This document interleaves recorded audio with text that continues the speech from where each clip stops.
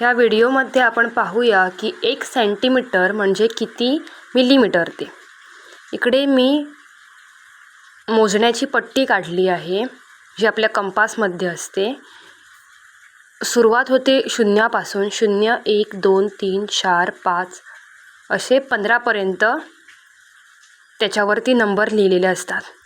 आता 0 ते 1 याच्यामध्ये किती रेषा आहेत ते बघूया. 0 आहे ती ही रेषा, 1 आहे ती रेषा ही इकडे काढलेली आहे.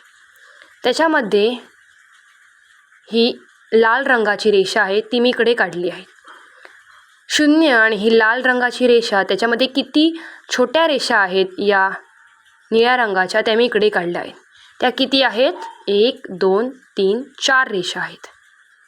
नंतर ही तांबड्या रंगाची लाल रंगाची 5वी रेषा, नंतर तांबड्या रंगाची आणि 1 या रंगामध्ये अजून किती रेषा आहेत ते इकडे काढले आहेत. 6 7 8 9 10. तर 0 आणि 1 याच्यामध्ये टोटल 1 2 3 4 5 6 7 8 9 10 10 रेषा आहेत. तर 1 सेंटीमीटर म्हणजेच केवढ्या रेषा आहेत ते लिहायचे. इकडे किती रेषा आहेत? 10. तर 1 सेंटीमीटर म्हणजे 10 मिलीमीटर. तर सांगा बघूया 2 सेंटीमीटरमध्ये किती मिलीमीटर असणार?